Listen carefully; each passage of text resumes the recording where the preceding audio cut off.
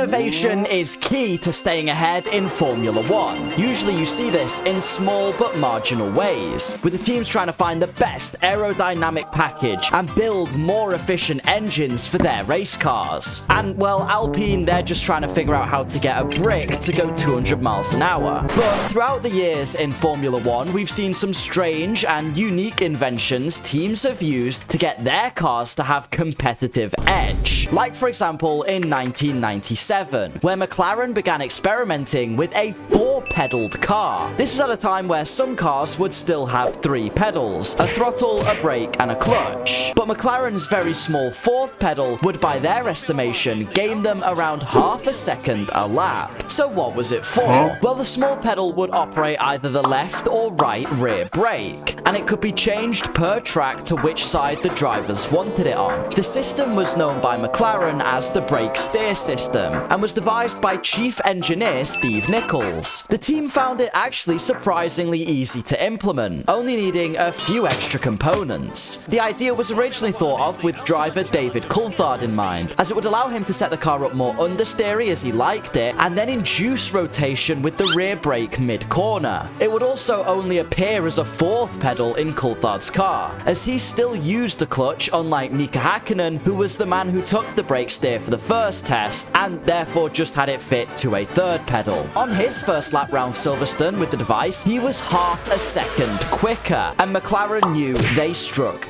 gold. The other Formula 1 teams also found out McLaren had struck gold, as Darren Heath, an F1 photographer, snapped a sneaky photo of the 4th pedal, and the other teams panicked trying to figure out what McLaren was actually doing. They eventually clocked on to what the pedal was for, and with many other teams struggling to develop their own, they did what all panicking Formula 1 teams do, and pushed the FIA to ban the innovation. Although McLaren would use the device through 1997 and even into 1998, the other teams pushing prevailed, and it was banned by the FIA. An interesting innovation that was maybe never fully realised. This won't be the last banned innovation McLaren would pioneer into the sport, with the next one being the F-duct. But before I tell you more about that, we've got to talk about F1 24, because if you do plan on buying a PC copy of the game, using my supporter creator code would greatly help the channel. All it means is that when you purchase the game or any in-game items, a small amount of the proceeds will go towards me and my channel and help me make better content. All you do is fill in the code DanNoSkill at the promo code slot when buying F1 24 or any in-game items. Thank you to anyone who does use this, and now I'll let you know what the F-duct actually is. It's what some would call a kind of precursor to DRS. Despite the actual device itself being simply a hole the driver would cover with their knee, elbow, or in some cases their hand, it was a little more complicated than it first seemed.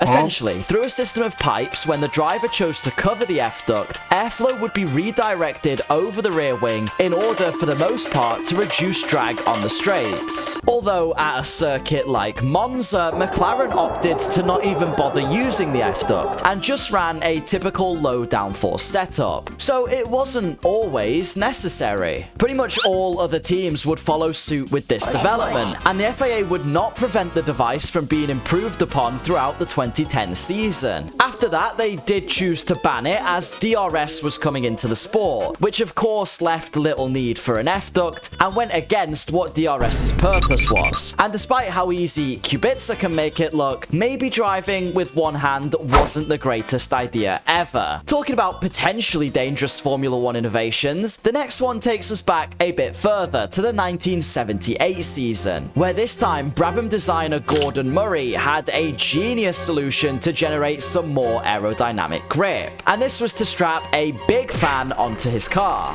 Why would you want to do this though? Was it some sick Mario Kart-esque way of chopping your opponents into pieces? Well, not quite, thankfully. The large fan on the back would help generate more downforce by helping to exaggerate the effectiveness of ground effect, which is where tunnels named Venturi tunnels under the car keep it sucked to the floor. Having a big fan on the back, as Mario Andretti put put it, was like having a bloody vacuum cleaner. The car, however, only partook in one race, this being the 1978 Swedish Grand Prix, which it won. So why didn't it compete in more, considering the FIA had approved it for the rest of the season? Well, Brabham team boss Bernie Eccleston had some interests that were above just winning championships. He'd become head of the Formula One Constructors Association, or FOCA, and felt that using the fan car would make him fall out of favour with the other team bosses, and he needed their support as he already had his eyes set on becoming the boss of Formula One. So political self-interest was really what held the fan car idea back, and then it was eventually banned as there were safety concerns of debris or stones being kicked out the back of the car, and it was deemed a movable aerodynamic device by the FIA, so it wouldn't see the light of day again. But talking about aerodynamic devices teams shouldn't have, there was a time when Ferrari tried to run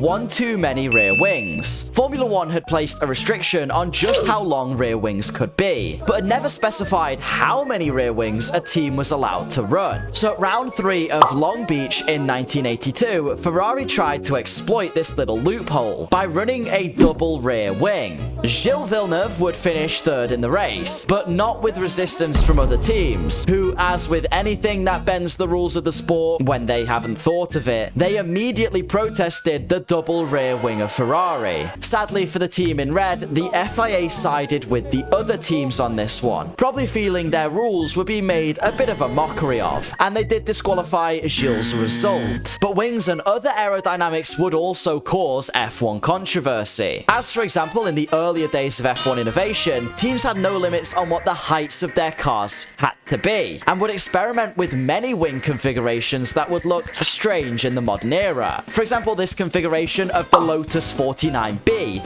running with 2 high wings at the front and rear, or the McLaren MC7C would try something similar with 2 wings. And before height restrictions became as strict as they are now, teams like Ligier in 1976 would experiment with huge air boxes in hope to reduce drag over the rear wing and improve the center of gravity. Despite it looking like an F1 car someone would design in a cartoon, it would race in a few races before being scrapped. And there's many other wacky and weird inventions with varying degrees of success, such as the 6-wheeled P34 car that would actually win the 1976 Swedish Grand Prix and even be within a realistic chance of the championship that year. Unfortunately, 6 wheels would again later be banned in Formula One after Williams tried to have 2 rear wheels on their car providing traction, but F1 thought it would be a bit much of an advantage. At the end of the day, Formula One teams will always try and innovate. They'll always push the boundaries of the rule, just like how you should push the subscribe button, especially if you enjoyed this deep dive into all things weird and wacky in F1. Thank you for the support, and goodbye!